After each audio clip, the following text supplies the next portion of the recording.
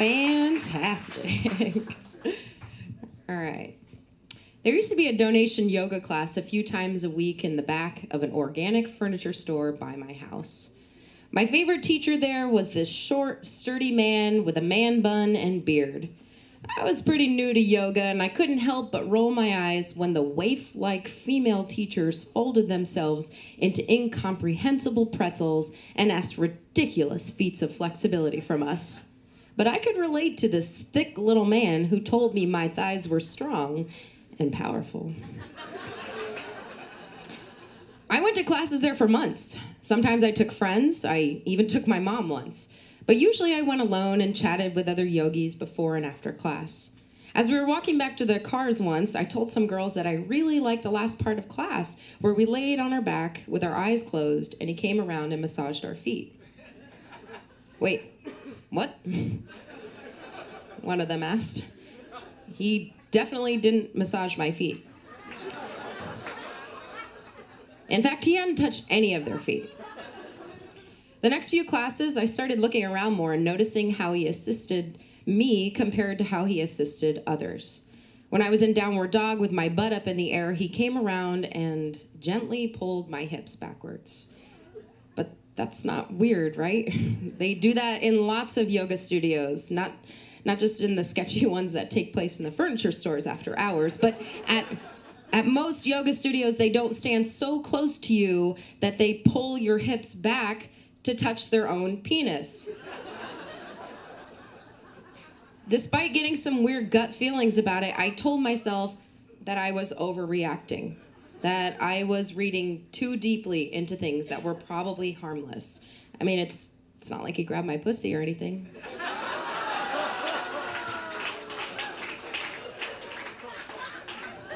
But when I was in Warrior II pose with my arms stretched out 180 degrees, one powerful thigh lunging forward, the other leg straight for support, he would come up behind me, scoop his pelvis under mine, again pressing his penis against my butt cheeks, and reach his arms out on top of mine, holding both of my hands so every part of our bodies were spooning.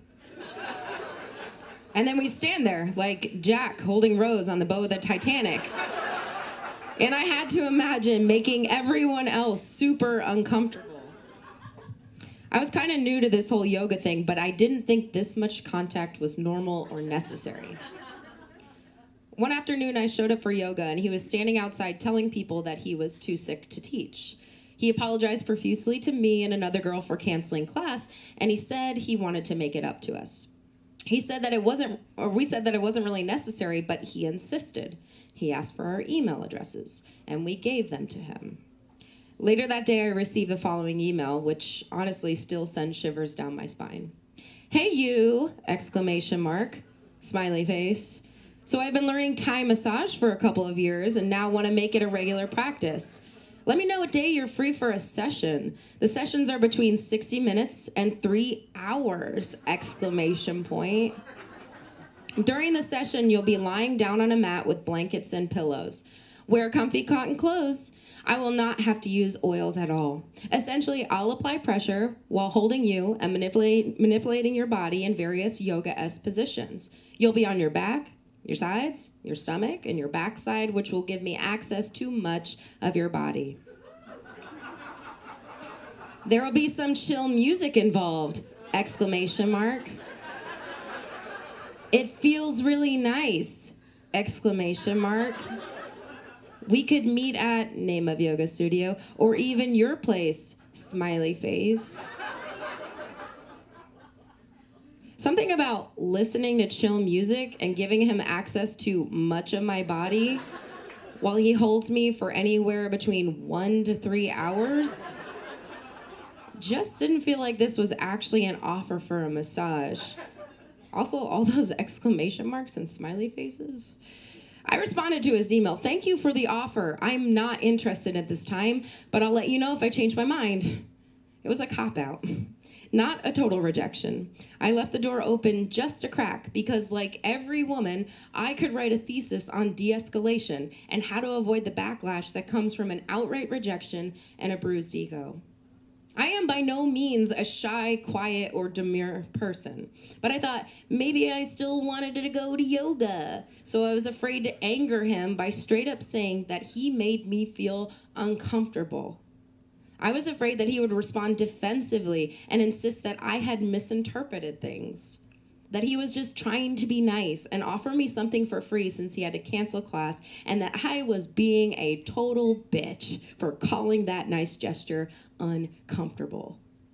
And that would leave me trying to put into his words the nauseous feeling I got when I read his email, or justify why I didn't just trust him to manipulate my body in a pile of blankets and pillows for 3 hours without trying to fuck me.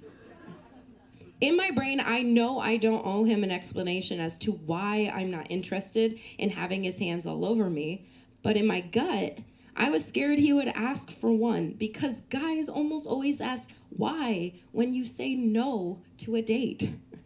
I didn't want to get myself into that vulnerable, possibly confrontational situation, so I just stopped going to the classes he taught, and eventually stopped going to all the yoga classes at the furniture store. Thank you.